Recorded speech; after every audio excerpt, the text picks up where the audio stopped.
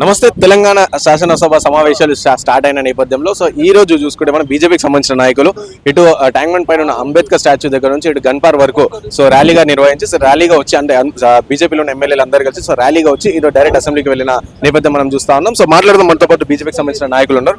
Sir నమస్తే. Sir చెప్పండి sir, ఈ విధంగా చూడొచ్చు అంటే మీరు అక్కడ అంబేద్కర్ స్టాచ్యూ నుంచి ఇక్కడ వరకు అమరవీర స్తూపం వరకు ర్యాలీగా నిర్వహించారు.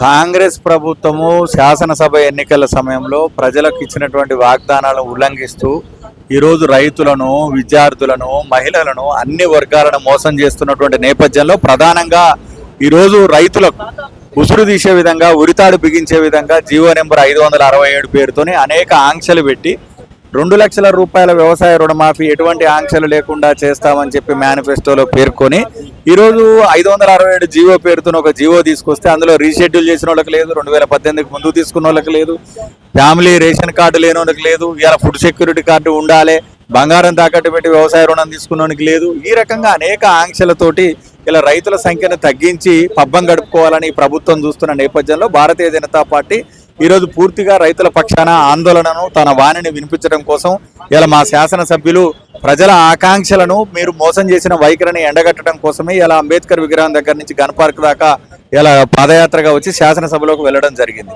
మీరు ఏదైతే పాదయాత్ర ఉందో అందులో మెయిన్ గా కూడా రైతులకు 2 లక్షల రుణమాఫీకి సంబంధించిన ప్లకార్డ్స్ కూడా పట్టుకోరు. కానీ కాంగ్రెస్ ప్రభుత్వం ఇప్పటికే ₹1,00,000 రుణమాఫీ ఆల్రెడీ జరిగిపోయిందని చెప్పి కాంగ్రెస్ పార్టీ అంటుంది. మీరు ఇప్పుడు బ్రహ్మాండం బదలైపోయింది, ఆకాశంలో అద్భుతం జరుగుతుంది. కాంగ్రెస్ పార్టీ ఇలా సిగ్గు లేకుండా గ్రామాలలో మళ్ళా రైతులను మోసం చేసేటువంటి అరిగిపోయిన క్యాసెట్ వేస్తా ఉంది. ఎవరికి వచ్చింది మాఫీ అని నేను అడుగుతా ఉన్నా. ఇలా మీరు చెప్పినటువంటి మొదటి దఫా అని తీసుకున్న ₹1,00,000 రుణమాఫీ గానంలో 60% మంది రైతులు ఇలా గ్రామాలలో ఉన్నారు. ఇలా దానికి ప్రధానంగా ఏడీఏ కార్యాలయాల చుట్టూ గ్రీవెన్స్ సెల్లులో వాళ్ళ యొక్క ఫిర్యాదులు నమోదు చేసుకుంటా ఉన్నారు. మీరు జీవోలో ఏం చెప్పినారు? రేషన్ కార్డు కావాలంటున్నారు. తెలంగాణ రాష్ట్రం ఏర్పడి 10 ఏళ్ళు అయింది, కొత్త రేషన్ కార్డు ఉందా? గతంలో 4 ఏళ్ల నుంచి కొత్త రేషన్ కార్డు ఉందా? అంటే 14 ఏళ్ల నుంచి ఈ రాష్ట్రంలో రేషన్ కార్డు లేదు. ఒక తండ్రికి సంబంధించినటువంటి 2-3 పిల్లలు ఉంటే వాళ్ళు చిన్న కమతాలుగా విడిపోయి ఎవని వ్యవసాయం వాడు చేసుకుంటూ క్రాప్ లోన్లు తెచ్చుకుంటే మీరు ఎవరికి ఇస్తారు? ఏంది బూటకమ్మ మాటలు? మీడియా సాక్షిగా ముఖ్యమంత్రి గారు ఒక మాట చెప్తారు, రేషన్ కార్డు మేము ఏదో అవసరం లేదు, అది ఖచ్చితంగా జీవోలో సవరిస్తామని చెప్పారు. నువ్వు జీవోని సవరించలేదు, అధికార యంత్రాంగం అదే జీవోను ఫాలో అవుతా ఉంది.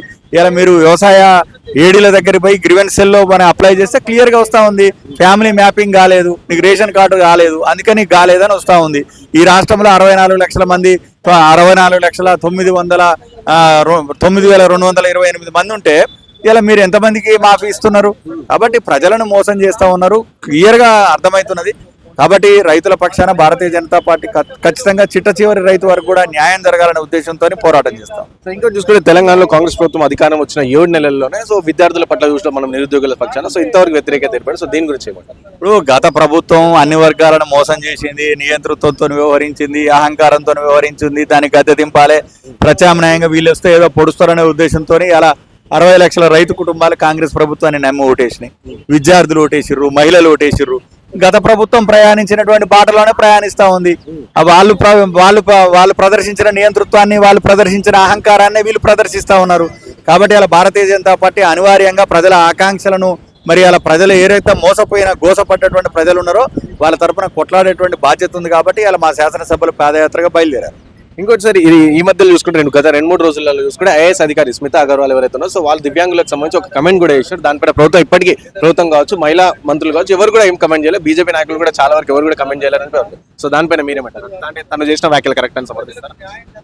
దివ్యాంగుల పట్ల ఎవరు ఆ రకమైనటువంటి భావనను వ్యక్తం చేసినా వాళ్ళకు పూర్తిగా అవగాహన లేదనేటి మనం అర్థం చేసుకోవాలి. ఈరోజు కాళ్ళు, కండ్లు లేని అనేక మంది వ్యక్తులు, అనేక మంది దివ్యాంగులు ప్రపంచంలో అద్భుతాలను ఆవిష్కరించారు. అన్నిటికంటే ప్రధానమైనది మేధస్సు. మానవ మస్తిష్కం అనేక అద్భుతాలను సృష్టిస్తుంది. కాబట్టి శారీరక వైకల్యాలు వాళ్ళ యొక్క ప్రగతికి అడ్డమని, వాళ్ళు ఏదో చేయలేరని ఎవరైనా అనుకుంటే వాళ్లకు వైకల్యం ఉన్నట్టుగా నేను భావిస్తాను. అంటే వారిపైన ఇప్పుడున్న ప్రభుత్వం కూడా ఎలాంటి చర్యలు కూడా తీసుకోలేదు. చాలా మంది అంటారు స్వామి పైన తక్షణమే చర్యలు తీసుకోవాలని చెప్పి మీరు డిమాండ్ చేస్తారు? నేను గమనించలేదు, కానీ సామాజిక మాధ్యమాలలో వారు ఆ విధంగా మాట్లాడినట్టుగా దృష్టికి వచ్చింది.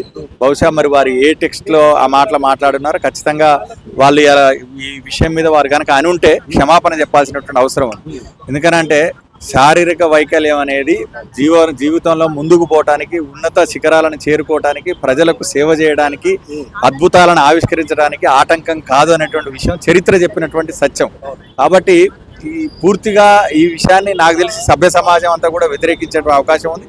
వారు కనుక ఆ రకంగా మాట్లాడి ఉంటే ఖచ్చితంగా క్షమాపణ చెప్పాల్సినటువంటి అవసరం ఉందని చెప్పి నేను భావిస్తాను. సో విన్నారు కదా, ఇది పరిస్థితి. సో ఈ విధంగా అయితే అసెంబ్లీ సమావేశాలు ఉన్నాయి. సో దీంట్లో ఈ రోజు బీజేపీకి సంబంధించిన నాయకులు అందరూ గన్పాక్ నుంచి ఇక్కడ ర్యాలీగా నిర్వహించారు. సో మెయిన్ గా కాంగ్రెస్ ఏదైతే 2 లక్షల రుణమాఫీ ఉందో, సో దానికి సంబంధించి రుణమాఫీ ఏదైతే సో దానికి సంబంధించి చేయలేదు అని చెప్పి వీళ్ళు చెప్తున్న పరిస్థితి. సో అదే శాసన మండలిలో కూడా సో దానిపైన లేవనెత్తుతామని చెప్పి వీళ్ళు కరాఖండిగా చెప్తున్న పరిస్థితి. వీడియో జర్నలిస్ట్ సాయితో రాణా బ్రదర్ రిపోర్ట్ ఫర్ వై ఫ్రమ్ అసెంబ్లీ హైదరాబాద్.